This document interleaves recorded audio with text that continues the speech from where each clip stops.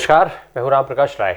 जैसा कि लगातार सत्ता के गलियारे में, सियासी गलियारे में चर्चा चल रही थी कि मकर संक्रांति के बाद भारतीय जनता पार्टी चुनावी मोड में जो एकदम से आक्रामक रूप से मैदान में उतरेगी, कुछ खबरें भी अब वैसी आनी शुरू हो गई हैं। भारतीय जनता पार्टी के राष्ट्रीय कार्यकारिणी की बैठक 16 और 17 जनवरी को होने जा रही है। इस बैठक में माना जा रहा है कि कई सारे अहम फैसले लिए जाएंगे जो संगठन से लेकर के और सरकार तक जुड़े होंगे, और ये जो पूरे फैसले होंगे वो 2023 में होने जा रहे 9 राज्यों के विधानसभा चुनाव और साल 2024 में होने वाले लोकसभा चुनाव के मद्देनजर होंगे। इन्हीं चुनावों को ध्यान में रख करके और संगठन से लेकर के सरकार तक ये जो बदलाव होंगे वो काफ़ी अहम होंगे, काफ़ी अहम माने जा रहे हैं, बेहद महत्वपूर्ण माने जा रहे हैं। ये माना जा रहा है कि केंद्रीय मंत्रिमंडल से कई सारे मंत्रियों की छुट्टी हो सकती है। साथ ही साथ चुनावी राज्यों के कुछ बड़े चेहरों को मंत्रिमंडल में शामिल किया जा सकता है। ये माना जा रहा है कि कई मंत्री जो है उनको संगठन में लिया जाएगा, और जहाँ पे कई सारे ऐसे बड़े नेता हैं जिनको मंत्रिमंडल में शामिल करने की चर्चा तेजी से चल रही है। भारतीय जनता पार्टी की जो भारतीय जनता पार्टी को लंबे समय से देखते आ रहे हैं उस तरीके के लोगों का ये मानना है, और इस तरीके की तमाम खबरें जो है वो मीडिया में चल रही हैं।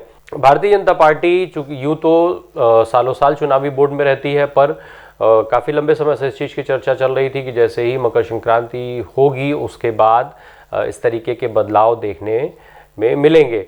अब इसकी चर्चा एक बार फिर तेज हो गई है। वहीं जो सबसे अहम राज्यों के तौर पर जिन 9 राज्यों के चुनाव साल 2023 में होने हैं उनमें मध्य प्रदेश आता है, छत्तीसगढ़ आता है और राजस्थान आता है, और ये भारतीय जनता पार्टी के लिहाज से बेहद महत्वपूर्ण है। इसके अलावा उत्तर प्रदेश से भी बड़ी खबरें भाजपा को लेकर के आ रही हैं।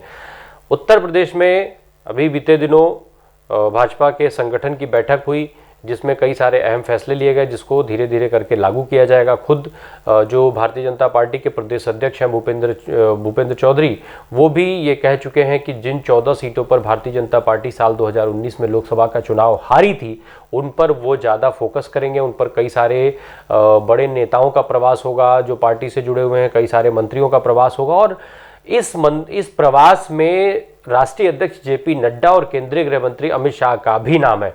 इसी क्रम में 20 जनवरी को जेपी नड्डा जो है उनकी गाजीपुर में एक जनसभा होने जा रही है, और गाजीपुर में जो जनसभा है उसको भी बहुत महत्वपूर्ण माना जा रहा है भारतीय जनता पार्टी के साल 2024 के लोकसभा चुनाव के मद्देनज़र। दरअसल गाजीपुर वो जगह थी जहां पर 2019 के लोकसभा चुनाव में और 2022 में जो उत्तर प्रदेश के विधानसभा चुनाव हुए तो इसमें सारी सीटों पर भारतीय जनता पार्टी को हार का सामना करना पड़ा था। तो इस लिहाज से ये बेहद महत्वपूर्ण हो जाता है। इसके अलावा 30 जनवरी को केंद्रीय गृह मंत्री अमित शाह का उत्तर प्रदेश दौरा प्रस्तावित है।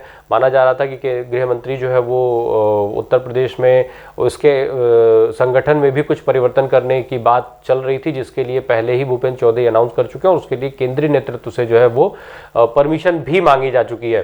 तो ऐसे में ये जो कार्यक्रम है भारतीय जनता पार्टी के वो काफ़ी महत्वपूर्ण है जो कई बदलाव के संकेत दे रहे हैं। वहीं मध्य प्रदेश में, छत्तीसगढ़ में, राजस्थान में, इन जगहों में 3 में से केवल एक मध्य प्रदेश में भारतीय जनता पार्टी की सरकार है, बाकी छत्तीसगढ़ और राजस्थान में वर्तमान में कांग्रेस की सरकार है, जिसको फिर से भारतीय जनता पार्टी वहां पर सत्ता में काबिज होने के लिए सारे जुगत लगाने में लगी हुई है। सारे समीकरण, सारे गणित उसके हिसाब से बैठाए जा रहे हैं। इसके अलावा एक बड़ी खबर निकल करके ये आ रही है कि माना जा रहा है कि इन तीनों ही राज्यों में अब नेतृत्व परिवर्तन हो सकता है।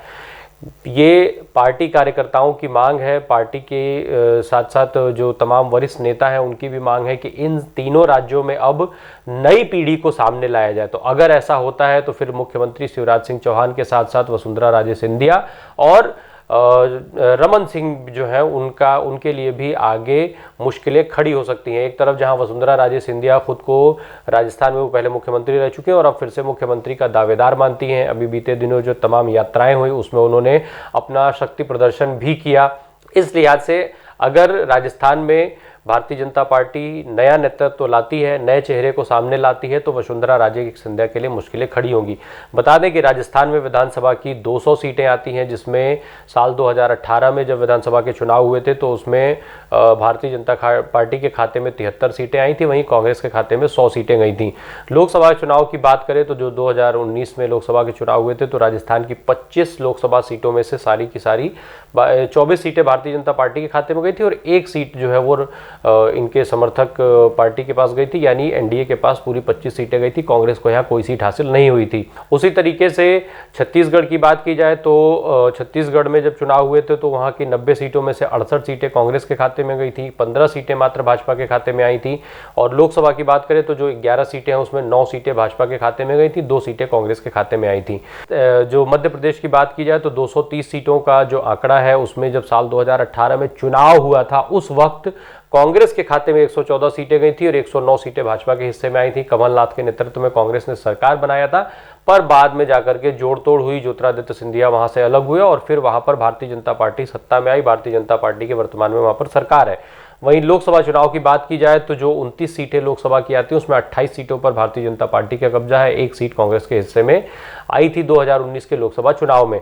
तो ये जो जगहें हैं बेहद महत्वपूर्ण हो जाते हैं ये राज्य भारतीय जनता पार्टी के दृष्टिकोण से। और ऐसे में शिवराज सिंह चौहान चूंकि लंबे समय से मुख्यमंत्री रहते आ रहे हैं, लंबे समय से वो मध्य प्रदेश में भारतीय जनता पार्टी का चेहरा है, साफ सुथरा छवि उनकी बेहद साफ सुथरी छवि मानी जाती है, व्यापम घोटाले को छोड़ दिया जाए तो।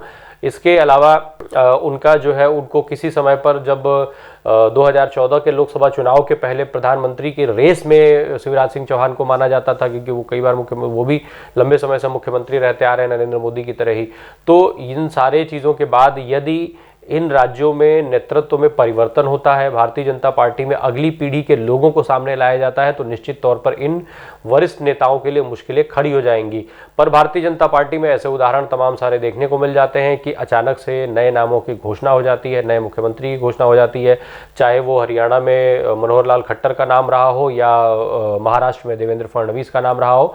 तो इस तरीके की चीज़ें, या उत्तर प्रदेश का भी उदाहरण लिया जाए तो साल 2017 के विधानसभा चुनाव में उत्तर प्रदेश में जब भारतीय जनता पार्टी को जीत मिली थी तो उस वक्त कई सारे चेहरों पर चर्चा हुई थी, कई सारे स्थापित नामों पर बात हुई थी, कई सारे बड़े नाम जो है वो मुख्यमंत्री के रेस में दिखाई दे रहे थे, पर अंततोगत्वा मुख्यमंत्री के तौर पर योगी आदित्यनाथ के नाम पर मुहर लगी थी।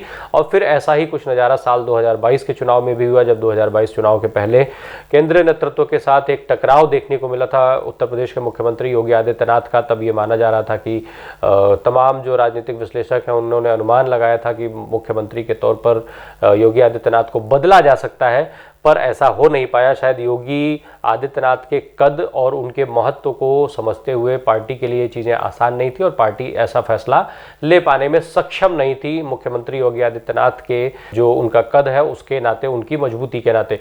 तो इस तरीके की चीज़ें अब लगातार जैसे जैसे चुनाव नज़दीक आते जाएंगे वो सुर्खियों में आती जाएगी। अब इस बैठक से जो आज और कल होनी है, इस बैठक से देखना होगा कि क्या नया निकल करके आता है जो राष्ट्रीय कार्यकारिणी की बैठक है। और ऐसे में संगठन से लेकर के सरकार तक में जो बदलाव होने हैं उनके नामों की घोषणा भी मानी जा रही है कि जल्द से जल्द सामने आ सकती है। बने रहिए हमारे साथ, धन्यवाद।